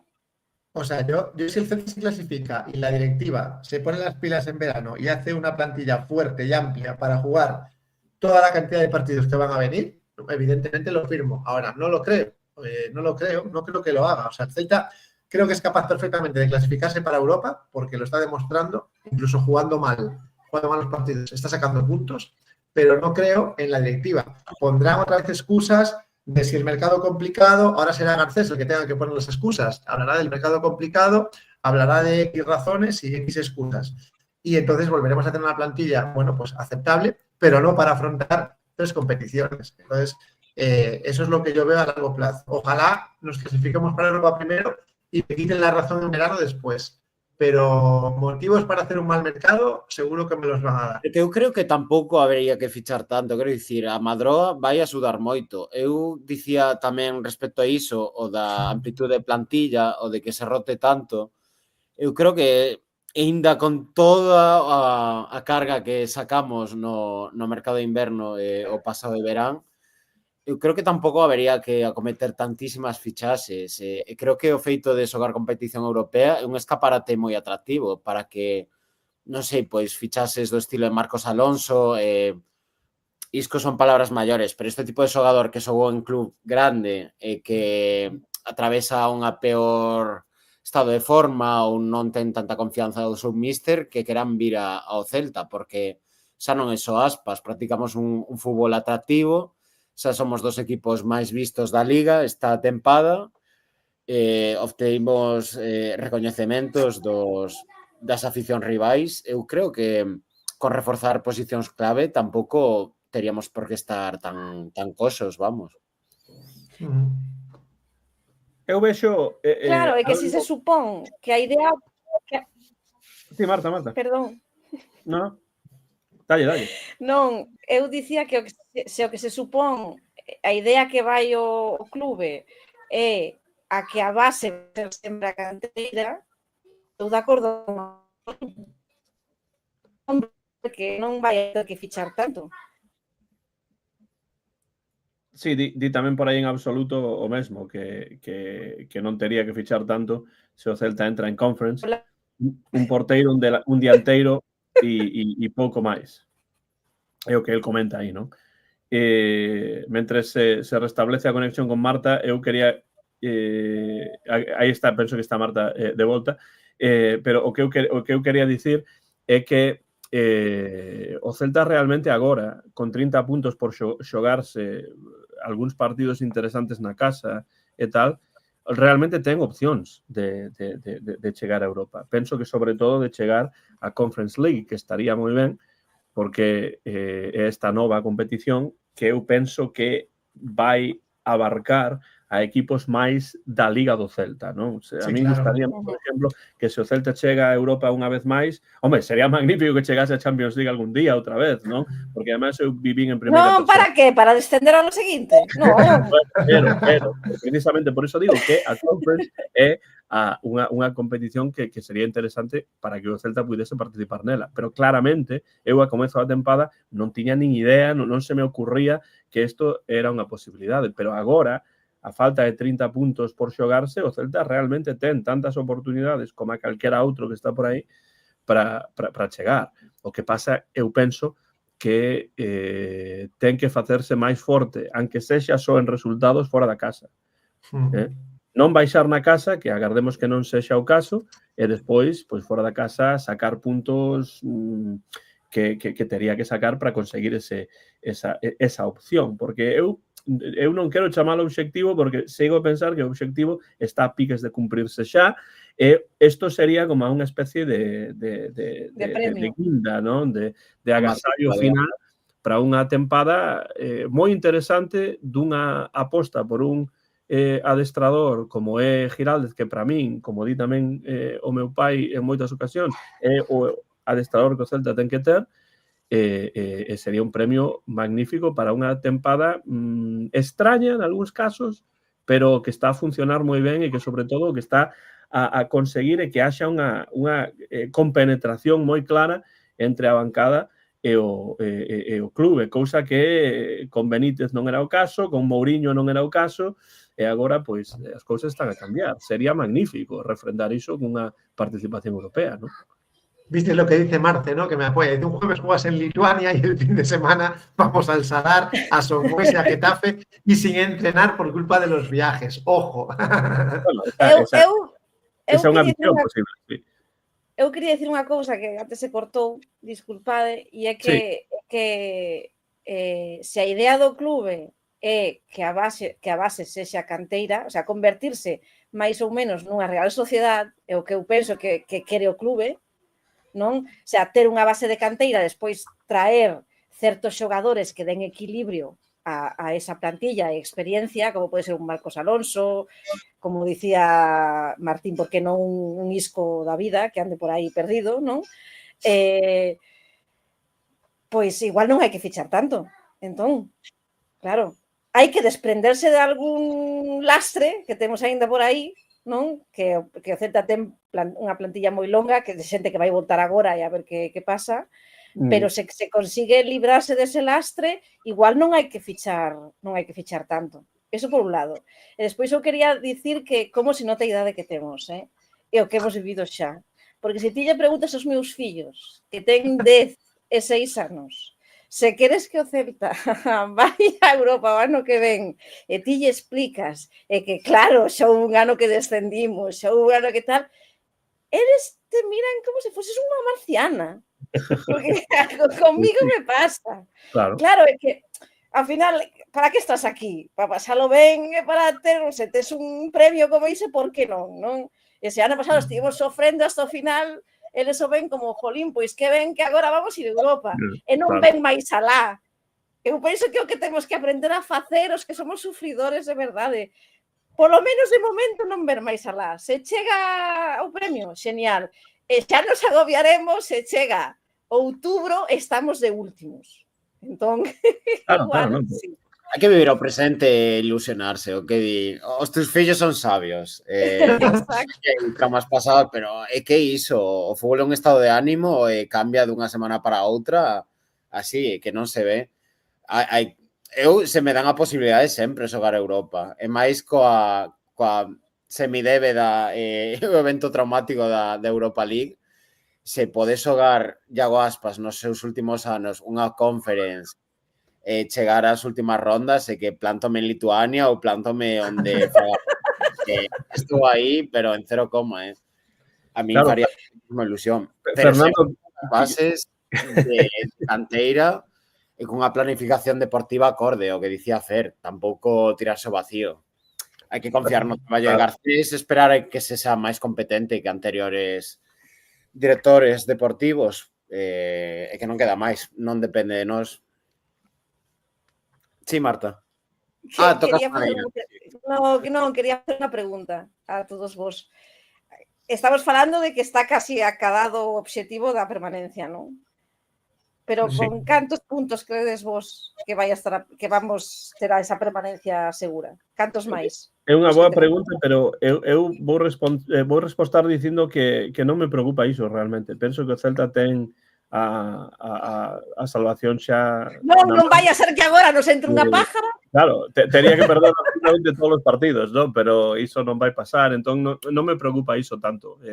Serán uns 40 e poucos, 43, 44 probablemente. Unha victoria máis, unha victoria e empate sería suficiente, penso, non sei. Sí, creo que están puntuando moitos de abaixo, están puntuando moitísimo, a verdade.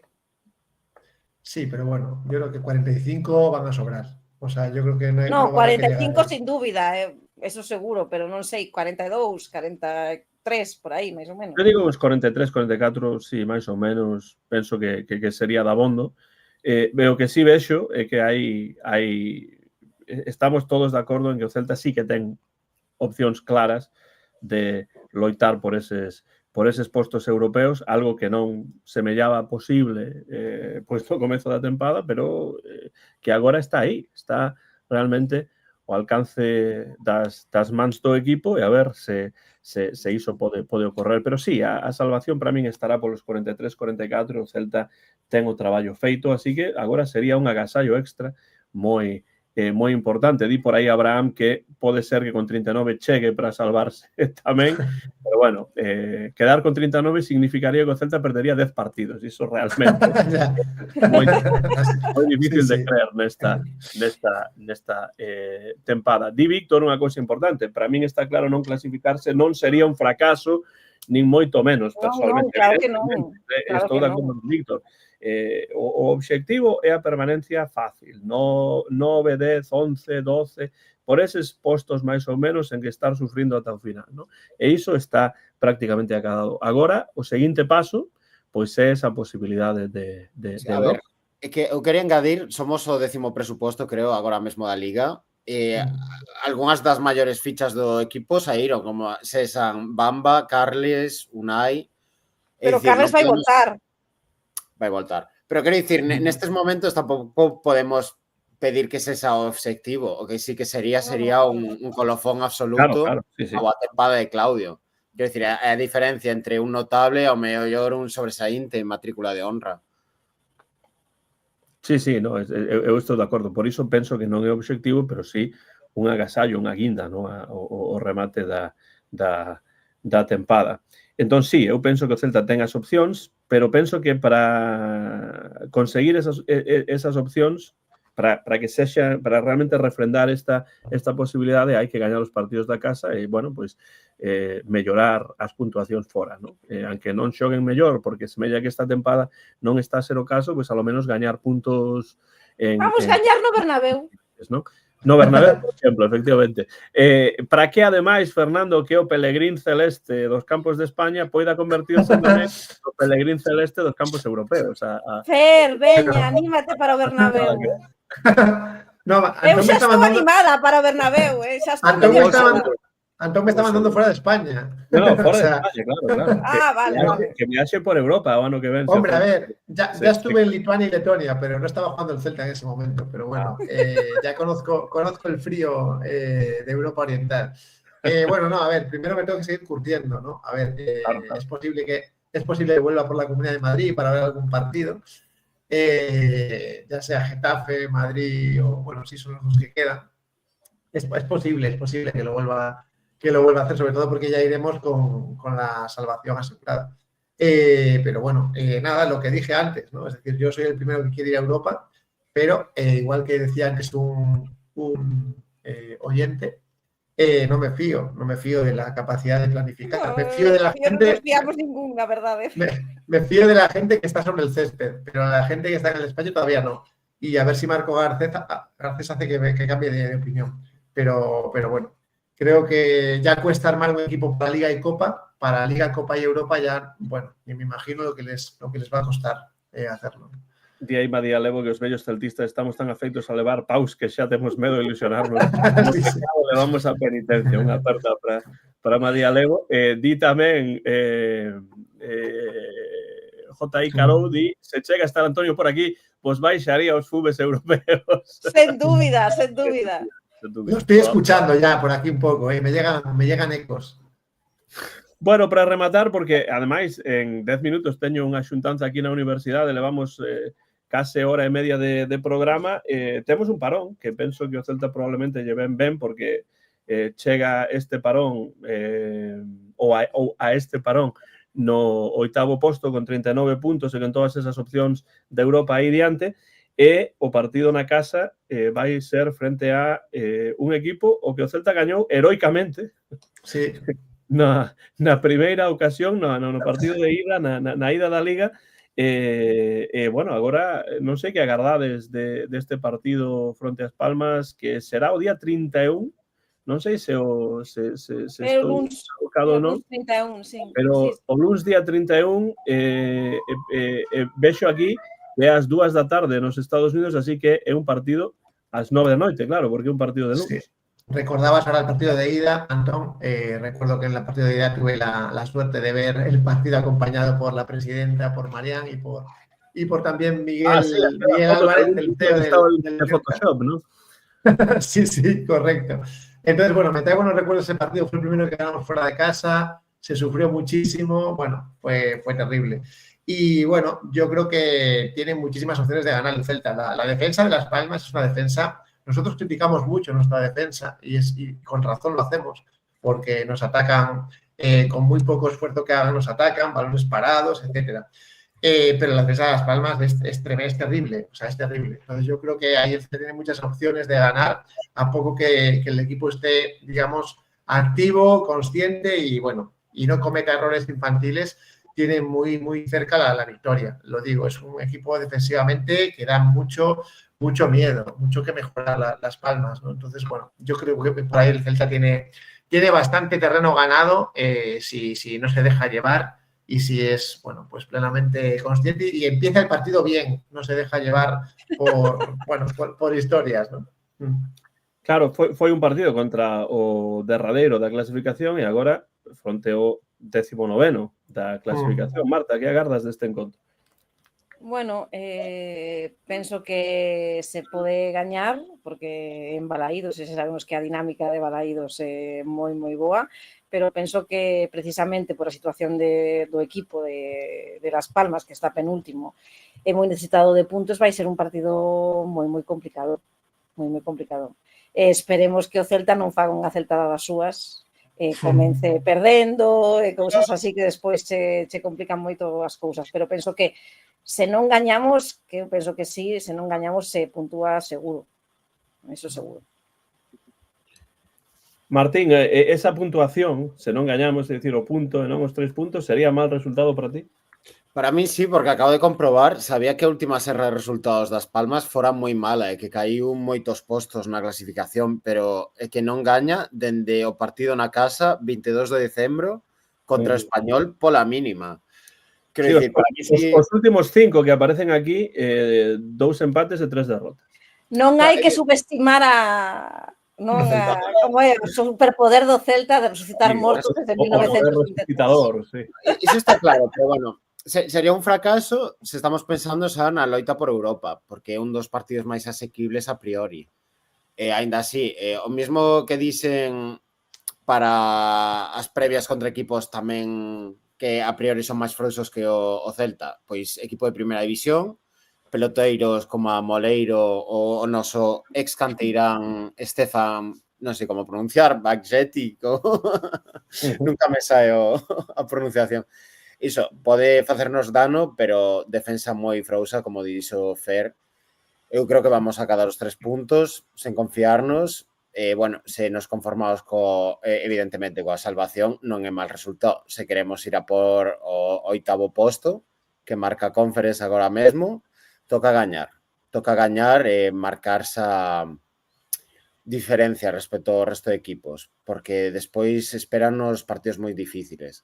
Entón, espero o partido de ida e volta, ofensivo e atractivo, a tocar madeira. Eu creo que vamos gañar. Sí, eu estou de acordo. Penso que se estamos a pensar que o Celta xa está prácticamente salvado e que xa non nos preocupa tanto onde está a salvación, a puntaxe da salvación, etcétera, penso que hai que gañar este partido na casa, fronte ao equipo número 19 na clasificación. Eu tamén creo que en Balaídos, como di Jairo aí, con 11 máis afición, non hai celtada, imos a polos 4 puntos. Home, cando decimos o da celtada, dicímolo un pouco en broma, pero bueno, claro, si eu penso que vamos gañar. Historia larga longa do Celta pois facendo ese tipo de cousas, non? Pero dicímolo un pouco como unha broma, pero claro, entendo que hai quen di que non, que nada de celtada, que esas bromas non fan graza, entón pois hai que ir a polo partido e a gañar o partido frente ás Palmas, que é dentro de pois aproximadamente 2 semanas na casa e en luns, o que quere dicir que eu vou ter que ver o partido en diferido porque estarei a dar as miñas clases aquí na universidade. Imos coa porra, se queredes, para rematar. Non sei quen chimpa primeiro e día o resultado. Veña, 2-0. 2-0, moi ben. Poñer o diñeiro onde teño a boca. Moi ben. Put your money where your mouth is, ¿no? Que é o que di en inglés. Sí. Goles de Iago e Borja, veña. Conservador a tope, pero bueno. Iago e Borja, 2-0, di Martín. Fer ou Marta? A ver, yo voy a decir 3-2. El Celta le va a poner un poco de picante al asunto. Sí. Emocións fortes quere Fernando, 3-2. Sí. En 3-2 vamos a poner goles de Pablo Durán, Fer López y... Venga, Iker Losada. Vamos a apoyar aí a Iker con su segundo gol, sería. Losada que entrou na parte final do encontro en Pucela. 2-0 e 3-2, Marta, ti que pensas? 3-0. Cuidado. Aí hai un... penso que a policía non está de acordo co resultado. Marta, que dices porque non escoitei ben. 3-0. 3-0, di Marta. Moi ben, 3-0. Portería 0 unha vez máis. Sí. Quen marca? Marca Borja. 2. 2. Sí, 2. Marca Sergio Carreira. No? Moi ben, Carreira non dá asistencia, senón que marca el o gol. 2-0, 3-0, 3-2. Moito optimismo, como tamén foi fronte ao Valladolid, e finalmente o Celta gañou 0-1. Eu vou dicir 1-0. 1-0 pro Celta, a ver, non no último minuto de penalti injusto, non, agardo que sexa, e non digo que o penalti do Celta fose injusto en Valladolid, digo que se adoita dicir hai que gañar, aunque sexa no último minuto de penalti, digo que gaña o Celta 1-0 e que marca Alfon. Alfon é o que vai, na miña opinión, o que a mí me gustaría que marcase neste partido. Se tedes un resultado, como sempre digo, a quen estea a escoitar tanto en directo como en diferido, que deixe tamén a porra cos puntos tamén do partido en Valladolid e a porra do partido fronte ás Palmas, pois na parte de abaixo deste vídeo eu irei contabilizando. Teño que dicir que nestes intres, primeiro está Rubén Lomba na porra con 7 puntos, segundo Fernando Rodríguez Estévez con 6 puntos, terceiro Lois Márquez e Tino Vaz con 3 puntos. Ese é o podio. Neste caso, Rubén Lomba, Fernando e Lois Márquez e Tino Vaz. A ver, quedan aínda 10 partidos para ir sumando puntos na porra e chegar a ese regalo final, que non é só gañar a porra, senón tamén, se queredes, ter a oportunidade de participar no Bar Celeste nese derradeiro programa da tempada. Se non tedes máis que dicir, pois rematamos que en 2 minutos teño que estar na reunión. Vou chegar tarde, evidentemente, pero, bueno, non pasa nada. Martín, un placer terte. Ademais, estás por terras galegas, ademais, con ese fondo tan fermoso. E nada, volta volta na vindeira ocasión sempre que o desexes. Gracias, Antón. Sorte, profe. O vos fais esperar, non te preocupes por chegar tarde, que seguro que non te Bueno, non teño nada que dicir, eu vou estar aí na reunión simplemente sentado, dure o que dure, pero pensando noutras cousas. Agora que non nos escoita nada, ninguén pode dicir isto tranquilamente. Marta, en Madrid, moitas grazas tamén por estar aí, sempre un placer terte no programa. Gracias a vos, encantada, como sempre, estar aquí. Esperamos voltar outro día con máis victorias. Iso sería importante e, ademais, neste caso, no partido na casa, fronte a Las Palmas. E, finalmente, Fernando, pois nada, lembra aos ouvintes onde poden escoitar o Bar Celeste e, como sempre, un placer terte aquí, cofundador do bar e bo amigo como es. Bueno, pues un placer estar como siempre con vosotros. Hay que decir que en Facebook acabamos de superar los 300 seguidores, con lo cual es una buena señal de que, bueno, pues el proyecto del bar sigue creciendo de forma, bueno, positiva, no como el bar tecnológico, este sí que va bien. Y bueno, lo dicho, gracias a todos por el apoyo en Facebook. También estamos en Spotify, en YouTube y en iVoox. Nos podéis seguir de mil maneras. Y nada, lo dicho, un placer estar aquí como siempre con vosotros para comentar estas jornadas tan positivas.